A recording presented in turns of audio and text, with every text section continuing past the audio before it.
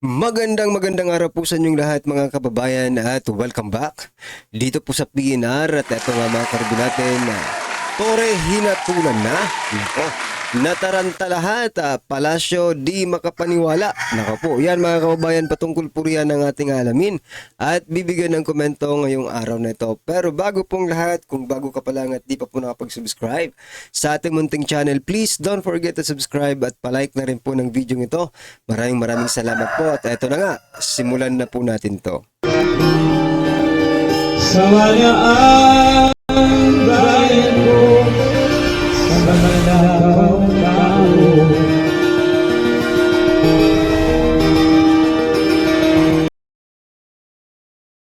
So yan mga kababayan, bago po natin muling i-play ang video ito, nako, eto good news muna tayo. Ayan mga kababayan, good news muna tayo mula po sa Netherlands. Galing po sa lawyer ni former President Duterte na si Nicolas Kaufman. Said former President Rodrigo Duterte is being illegally detained in The Hague penitentiary institution and that he should go home as soon as possible. Nako. Oh, kita nyo na yan mga kababayan.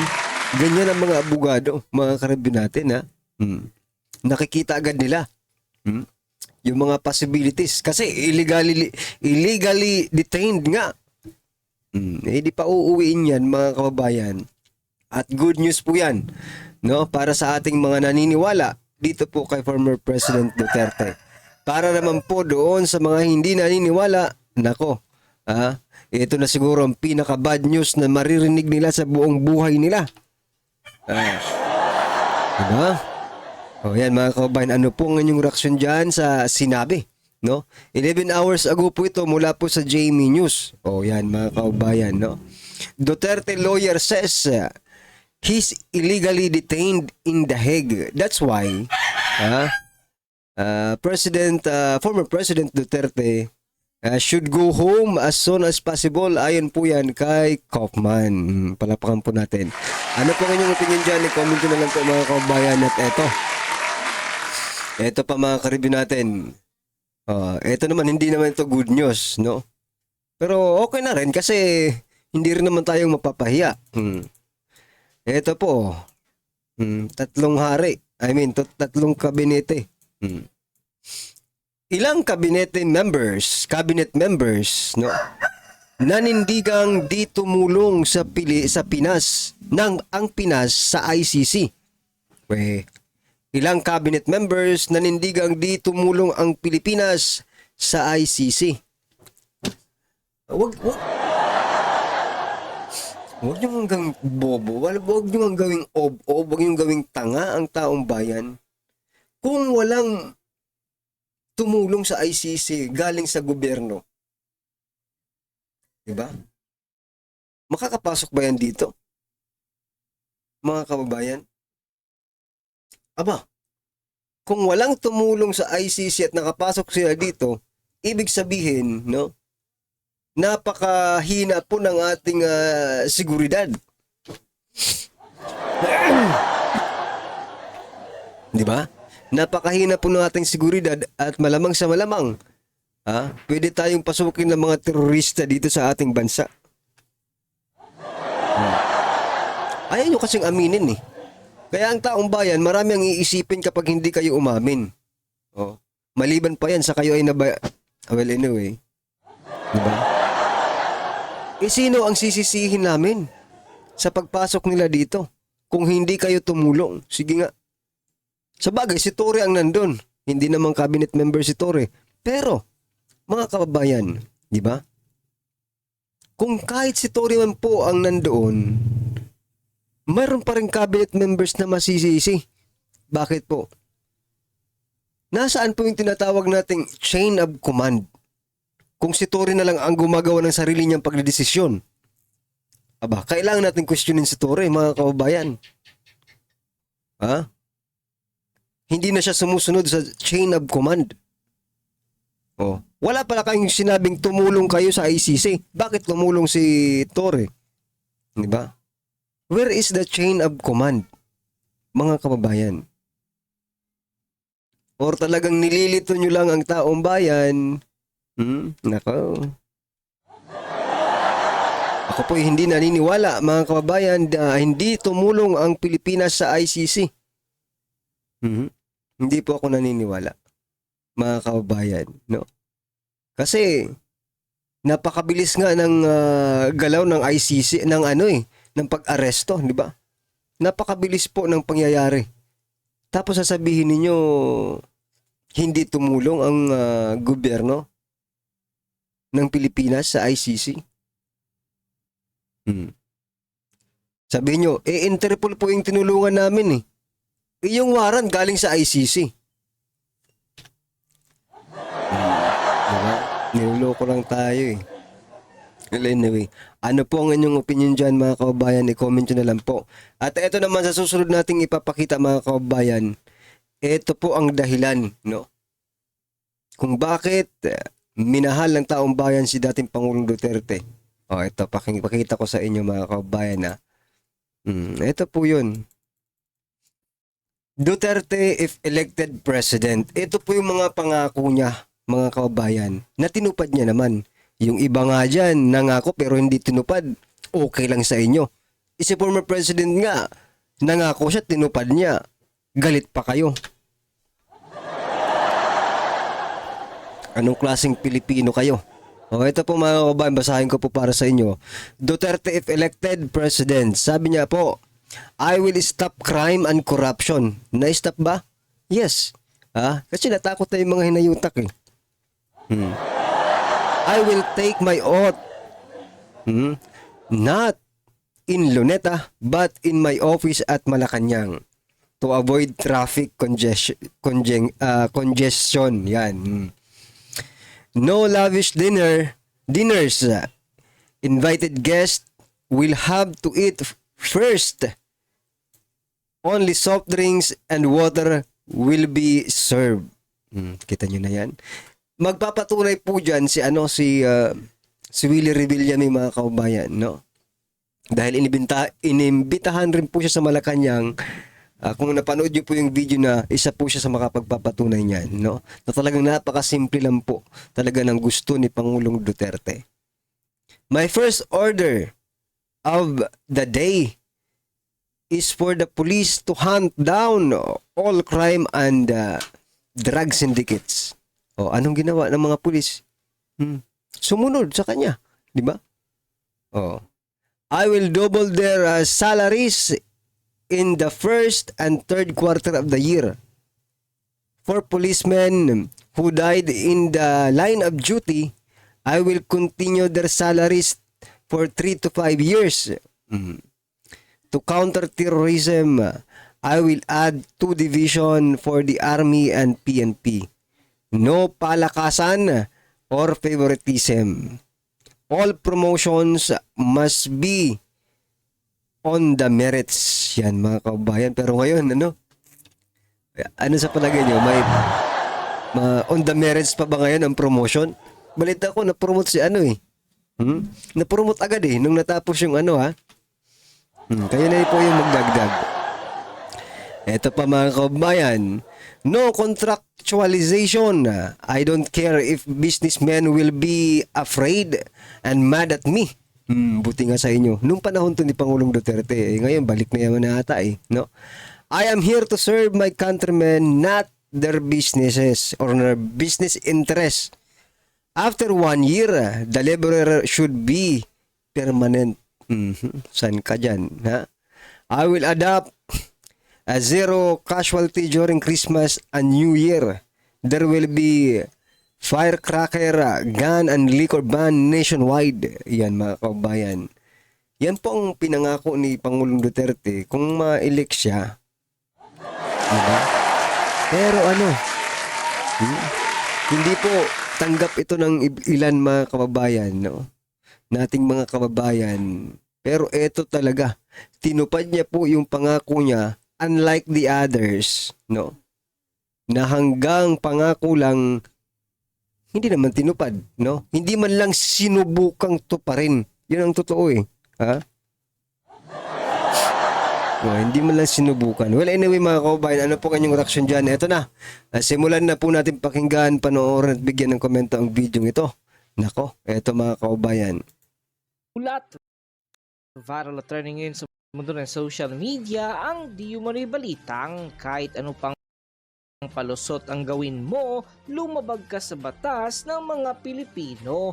Tila sa isang pambihirang pagkakataon, sinupal pa lang senador na si Jinggoy Estrada ang CIDG General na si Nicolas Torre III matapos mga Twitter na tila upon his order, ipinag-utos daw nila talaga na hindi papasukin si Vice President Sara Duterte bilang abogado ng kanyang ama. Pero bago ang lahat mga kapinas, kung bago ka pa lamang sa channel namin ay huwag mong kalimutang mag-subscribe at pakiclick na rin ang notification bell para mas maging updated ka pa lalo sa lahat pa ng bagong videos na i-upload namin. At yun nga mga kapinas, gigil na lumabas sa Senate investigation ang senador na si Jinggoy Estrada kung saan ay harap-harapan nitong si Gerald Torre kung para sa kanya ba ay tama ang ginawa nito na bukod sa pagbabantang hihilain ng dating Pangulong Rodrigo Roa Duterte o ng sino mga abogadong nakapaligid rito, hindi pa rito pinapasok ng ikalawang Pangulo na mismong anak ng abogado ni Pangulong Rodrigo Roa Duterte. Sa patuloy na katanungan ni Senador Jinggoy Estrada ay tila'y paniwatig nito na tila nilabag daw ni Torre ang Bill of Rights si Pangulong Rodrigo Roa Duterte kung saan ayon sa Section 1 of no person should be deprived of life, liberty, or property without due process of law. Ito daw ang hindi nalalaman. Ito lang mga kaubayan, no? Dapat, ako nanggigigil ako pero okay lang ito mga karibin natin. Dapat talaga itong si Torre, no? Itong si Torre ang magbalik dito kay former President Duterte kasi siya ang nagdala. Siya ang pasimuno ng pagdadala talaga doon. Siya talaga yung gumawa ng aksyon. But I'm not sure if siya talagang pasimuno sa ginawa nilang yan. Pero si Torre po ang nakikita natin eh. Kaya yung sisi natin, hindi natin maibigay sa iba eh. No? Kahit alam natin may nasa likod talaga nito, but si Torre talaga yung nandyan eh. Kaya Torre, ikaw dapat ang magbalik kay former president dito sa Pilipinas.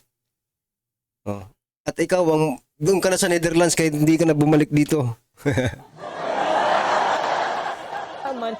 Ni General Torre na nilabag niya mismo oras na nangyari ang pag-aresto sa dating Pangulong Rodrigo Roa Duterte.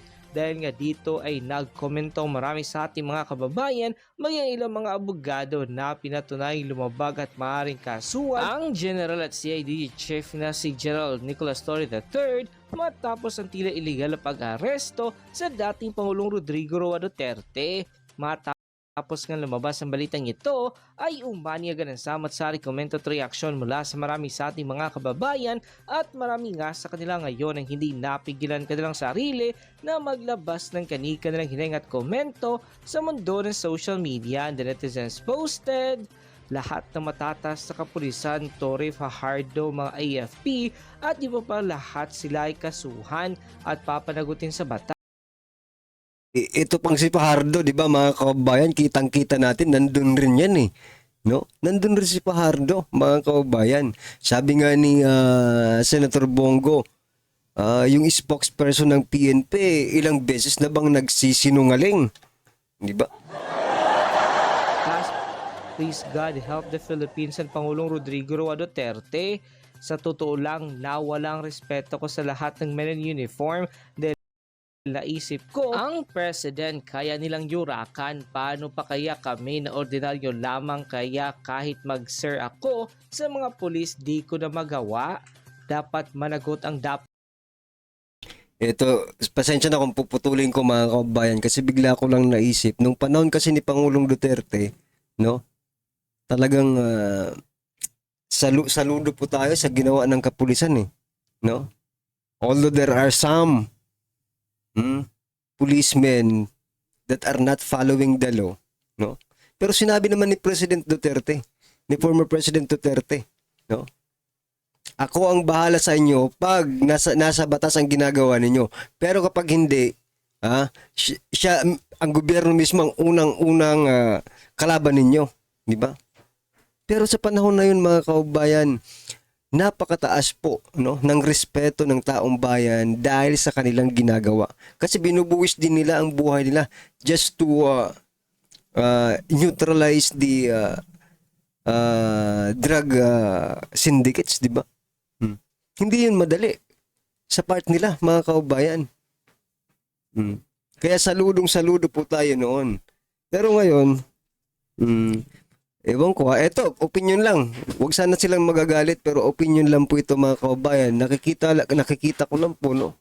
And this is my opinion. Kung hindi man nila nakikita, no, kung iba man ang pagtingin nila, accept ko rin, respeto ko yun. Pero ang nakikita ko po ngayon, pabanjing-banjing po eh.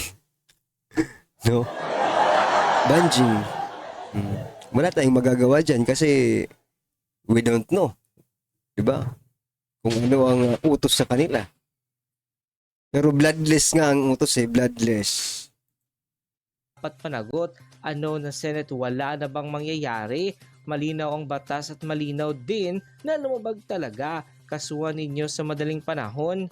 Tory, pag ikaw makulong, wag padalawin ng mga anak niya. Apo at abogado yan ang dapat kay Tory. Walang alam sa batas, general problem.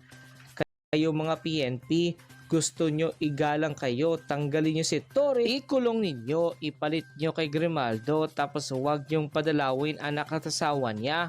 Sir, gawa ka na lang ng letter request, ipatanggal mo na yan. Hindi alam ng trabaho, pakaalam siya ng pulis, walang mudos na ipagtanggal muna yung palusot ng yan. End quote. Nagdadrugs.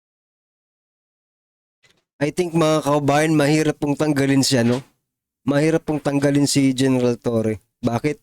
Marami na po siyang ginawa para sa gobyernong ito. Sa totoo lang, no? Para sa administrasyong ito, si Torre po ang kanilang pinaka,